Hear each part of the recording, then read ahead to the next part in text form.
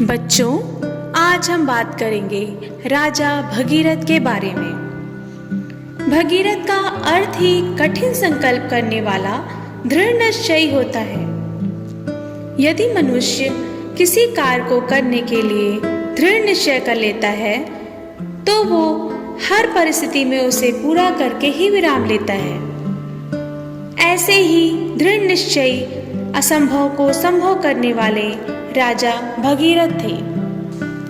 महाराजा रामचंद्र के वंश में कई पीढ़ी पहले अयोध्या में राजा सगर राज्य करते थे। राजा सगर की 2 रानियां थी।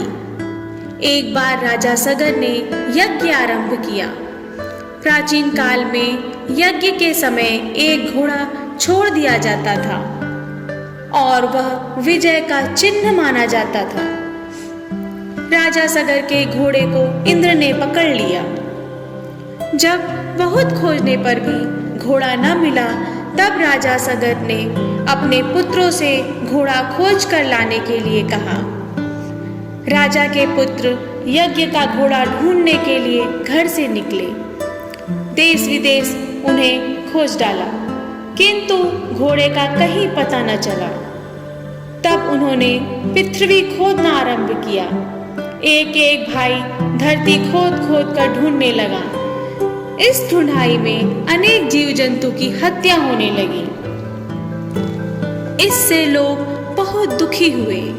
लोगों ने सगर के पुत्रों से अनुनय विनय भी की, परंतु उन्हें तो पिता के यज्ञ को पूर्ण करना था। उन्होंने किसी की बात पर ध्यान नहीं दिया और धरती खोदते चले गए। अंत में एक स्थान पर पहुंचे जहां मुनि कपिल बैठे हुए थे और वहीं उनके निकट घोड़ा बंधा हुआ था। हुआ यह था कि घोड़े को इंद्र ने छिपाकर वहां बांध दिया था। राजा के पुत्रों ने समझा कि हमारे पिता के यज्ञ में विघ्न डालने वाला यही है। क्रोध में बोले, तू ही हमारे पिता के यज्ञ के घोड़े को चुरा लाया है। देख, सगर के पुत्र तुझे खोजते खोजते आ गए। मुनि कपिल को बहुत क्रोध आया और उन्होंने इन पुत्रों को वहीं भस्म कर दिया। राजा सगर ने बड़ी प्रतीक्षा के बाद भी जब देखा कि मेरे पुत्र नहीं लौटे, तब उन्होंने अपने दूसरे पुत्रों को भेजा। इनका यह पुत्र बहुत परिश्रम से वहां पहुंचा। उन्हें सारी घटना का पता चला। वे घोड़ा ले आए। यज्ञ समाप्त हो गया। भस्म हुए पुरखों को तारने के लिए गंगा की आवश्यकता थी। गंगा को लाए कौन? सगर के पश्चात उनके वंश में अनेक लोगों ने बड़ी तपस्या की, किंतु कोई गंगा की धारा लाने में समर्थ नहीं हुआ। अंत में सगर के प्रपौत्र भगीरथ ने प्रतिज्ञा की कि मैं गंगा की धारा बहा कर लाऊंगा। भगीरथ विख्यात महाराजा दिलीप के पुत्र थे। इन्हें अपने पितामहों की कथा सुनकर बड़ा दुख हुआ।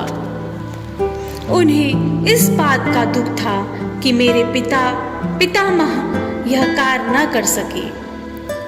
उनके कोई संतान नहीं थी और वह सारा राजकार्य मंत्रियों को सौंपकर तप करने चले गए। उन्होंने अपने लाभ के लिए अथवा अपने हित के लिए तप नहीं किया। उनकी एकमात्र अभिलाषा यही थी कि गंगा की धारा लाकर अपने पितामहों की राख अर्पित कर दूं। बहुत तपस्या के पश्चात यह गंगा की धारा लाने में सफल हुए, इसलिए गंगा को भगीरथ भी कहते हैं। जिस महापुरुष ने ऐसी सरिता का दान हमें दिया,